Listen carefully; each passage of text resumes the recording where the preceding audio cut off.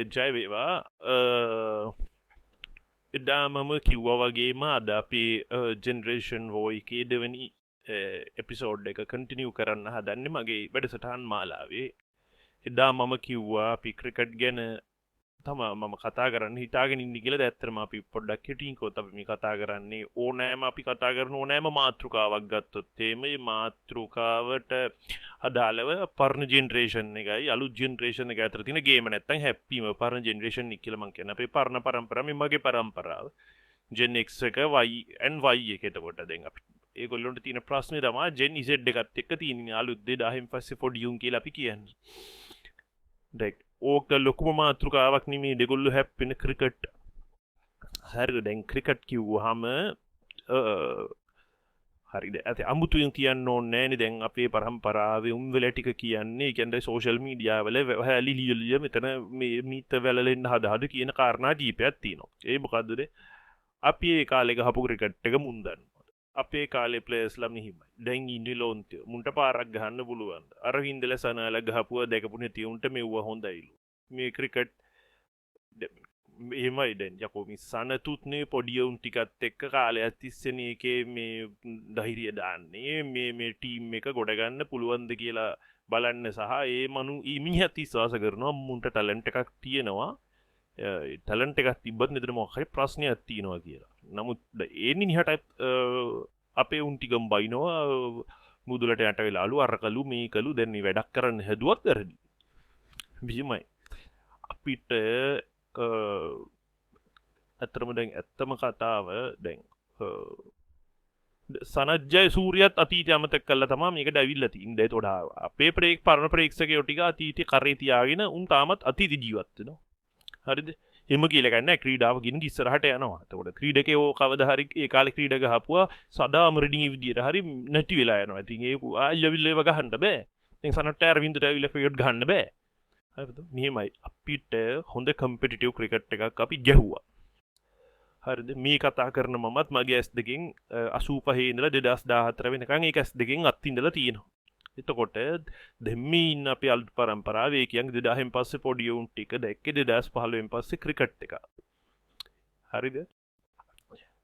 හැබැයි එහෙමයි කියලා ලංකාවේ ප්ලේයර්ස්ලා දැන් ප්ලේයර්ස්ලා නැෂනල් පූල් එකට එන විදිය වෙනස් වෙලා නැහැ. තාමත් එන්නේ පරණ සිස්ටම් එකටම තමයි. කියන්නේ ස්කූල් ක්‍රිකට් එක ගහලා අnder 19 එක ගහලා ශ්‍රී ලංකන් ඒ සයිඩ් එකට ගහලා තමයි එන්නේ. වෙන විදියකට එන්නේ නෑ. දැන් උදාහරණයක් විදිහට 80 ගණන් වල අපේ අරාලා සනාලා අර්ජුමලා ඒ ඔගොල්ලෝ ඔක්කොම මේ ස්කූල් ක්‍රිකටර්ස් ඔෆ් දී ඉයර් එහෙම වෙච්ච ළමයි. ඒතකොට ඊට පස්සේ ඒ ට්‍රෙන්ඩ් එකම තමයි 2010 11ක වань වෙනකොට මෙන්ඩිස්ලත් ස්කූල් ක්‍රිකට් ඔෆ් දී ඉයර් වෙලා තමයි 19 ගහලා සයිඩ් එකට නැෂනල් පූල් එකට එන්නේ.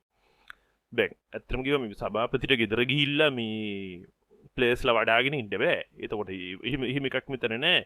නැෂනල් පූල් එක ආවට පස්සේ ඒගොල්ලොන්ගේ දැන් මේ ගේම් එකක් ටිකක් කමර්ෂල් පැත්තට බර හින්දා කම්පිටිෂන් නැති හින්දා මාකටිං වැඩි හින්දා සෝෂල් මීඩියා වල ප්‍රෙෂර් එක වැඩි හින්දා මැනේජර්ස්ලා තෝරගෙන එතනත් වෙනම ජොබ් මාකට් එකක් හැදිලා තියෙන හින්දා වෙනම වයිබ් එකක් ක්‍රියේට් වෙලා තියෙන නිසා උන් අතර නැෂනල් පූල් එක ඇතුලේ ෆේවරේෂන් යනවා වෙන්නත් පුළුවන්. ඉතින් ඒ අතරතුර ඒකත් එක්කම මේ ටීම් එකට ගහන 15 දෙනා හිමේ වෙන්න පුළුවන්. හැබැයි පොයින්ට් එක නැෂනල් පූල් එකට එන්න ටැලන්ට් එක තියෙන්න ඕනේ. එතනින් එහා එතන කතාවක් නැහැ. උදාහරණයක් විදියට අපේ දැන් ඉන්න පොඩි උන්ගේ වීරයෝ ටික කුසල් මින්ඩිස් දනංජය සිල්ලා නිරෝෂන් දික්කලා දරුෂ්ක ගුණතිලක වානි දුහසරංග දුෂ්මන්ත චමීර ජඩිත් ලියනගේ පැතුම් මිස්සන් කරලා ඔය තියෙන මේ කීනිටි ඔය නම් ටික දක්ෂණය කියලා කාටවත් කියන්න බෑ. මොකද එහෙම දක්ෂණය කියනවා නම් ඒ කියන්නේ උන්ට අඹම රේනුවක් ක්‍රිකට් දැනුමක් නැහැ. ඒ ක්‍රිකට් ගහපු උන් නම් මොකද මන් දන්නවා බැට් එකක් අල්ලන්නවත් බැරි මිනිස්සු ක්‍රිකට් ගැන කතා කරනවා. ඒක පරම්පරා දෙකටම පොදුයි. දැන් අනිත් එක තමයි එතකොට ඒ කාලේ හිටපු ප්ලේයර්ස්ලා ගත්තොත් එම ඔය අපේ පරම්පරාවේ අන්තිම පුරුක ඇන්ජලෝ මෙතියුස් කුසල් පෙරේරා මොකද දිනේෂ් චන්දමාල ඒගොල්ලෝ 2015න් පස්සේ හරියට perform කරේ නේ. හරිද? ඒගොල්ලෝ හරියට perform කරෙත් නෑ. එතකොට ඒගොල්ලොත් මේ කඩා වැටීමට වක් කියන්න ඕනේ. හරිද? මොකද ඒගොල්ලෝ ක්‍රිකට් එක දන්නේ නෑ කියන්නත් බෑ. කම්පිටිටිව් ක්‍රිකට් හොඳ ප්ලේයර්ස්ලාත් එක්ක දහපු මිනිස්සු. එතකොට ඒගොල්ලොත් මේ අලුත් ජෙනරේෂන් එකත් එක්ක මුහු වෙලා ලොක් කරපු ලබු දෙයක් නෑ ක්‍රිකට් වලට. එහෙම බැලුවා. දැන් ඉන්න පොඩියුන් මේ 2015න් පස්සේ ක්‍රිකට් එකත් දැක්ක හින්දා අනිත් එක උන්ට දැන් ඉන්න වීරෝ ධනංජය සිල්වා හරි කවුරු හරි මෙන්ඩිස් හරි දැන් ශ්‍රී ලංකාවේ ඉන්න වීරයන්ට උන් කඩේ යන්න ඕන තමයි. ඉතින් දැන් සිම්බාබ්වෙට ගහලා හරි දිනනක ලොකු දෙයක් වුණත් ඒක එහෙම වෙන්නේ ක්‍රිකට් එක වෙනස් වෙලා. මොකද සිම්බාබ්වෙ ක්‍රිකට් එකත් ඒ කාලේ ඒ ක්‍රිකට් එක එතරම් පල්ලෙලා නෑ. ඒකත් ඉස්සරහට ඇවිල්ලා තියෙන්නේ. මොකද ඒ කාලේ සනත්ලාර වින්දලා දැන් දියුණු වෙලා ආවනම් දැනටත් ඉතින් දැන් ඉන්න ප්ලේස් ඒ කාලේ හිටපු ප්ලේස් නෙමෙයි දැන් ඉන්න රුත් අප්ඩේට් වෙච්ච ප්ලේස්ලා. එතකොට මේ කාලේ අර වින්දලා ගැව්වනම් ඒගොල්ලන්ටත් යම් කිසි ගේම් එකක් දෙන්න පුළුවන් ප්ලේස් තමයි ඒ රාසලා වගේ ප්ලේස්ලා. ඉතින් හොඳ ප්ලේස්ලා ඉන්නවා ඒ ටීම් වල. එතකොට ඒ නිසා ඕගොල්ලන්ට පොඩි සෝෂල් මීඩියා වල දැන් ඉන්න ප්ලේස්ලා වගේ කළා දානික ප්‍රශ්නයක් නම් මේ අපේ පරම්පරාවෙම තමන් කියන්නේ. ඉතින් ඔය උඹලට ඕන තරම් ඔය YouTube එකේ අර ඉඳලා සනත්ලා ගහපු වීඩියෝ තියෙන්නේ. ඕක බලලා ඉන්නේ කාගත්තරම් ප්‍රශ්න ඉවරයිනේ. අර පොඩි උන් එක වැල්ලෙන්න අවශ්‍යතාවයක් නැහැ මේ උඹල මොනවද දන්නේ කියලා. අර අහන ප්‍රධානම ප්‍රශ්නේ 2015න් පස්සේ නේද මේක බැලුවි කියලා. ඉතින් මෙහෙම දැන් මට මගේ මතය ක්‍රිකට් එක වෙනස් වුණා. මම විශ්වාස කරනවා එදා ටැලන්ට් එක අදත් නැෂනල් ක්‍රිකට් වල තාමත් එක තියෙනවා. දැන් ක්‍රිකට් එක කමර්ෂල් ලුක් එකක් ගන්නවා විශේෂයෙන් IPL එකෙන් පස්සේ. එතකොට අර පියෝ ක්‍රිකට් ගහපු අපේ ඒ කාලේ ලෙජන්ඩ්ස්ලාට වඩා ලොකු මයින්ඩ්සෙට් එකක් ලොකු කරේජ් එකක් ඕනේ මේ බිස්නස් එකක් වගේ දුවන්නේ මොඩර්න් ක්‍රිකට් වල පර්ෆෝම් කරන්න.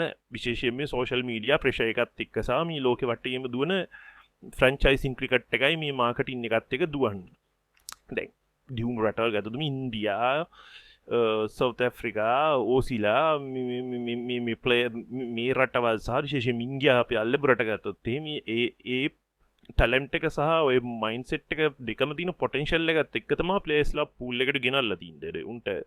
උන්ට ටැලන්ට් එක වගේම උන්ට ඒ ප්‍රෙෂර් එක දරා ගැනීමේ පොටෙන්ෂල් එකක් තියෙනවා. ඒ නිසා දැනට ඒ කියන්නේ උන් කාලෙට ගැලපෙන විදිහට තමයි ප්ලේයර්ස්ලා හදලා තියෙන්නේ. ටැලන්ට් එකේ වෙනසක් නෙමෙයි. දැන් මෙතන ඇත්තටම අපේ ක්‍රිකට් එකට තියෙන මයින්ඩ්සෙට් එකේ ප්‍රශ්නයක්. නිසා මේ පොඩි උන්ගේ වැරද්දක් නෙමෙයි. උන්ගේ මයින්ඩ්සෙට් එකේ ප්‍රශ්නයක්.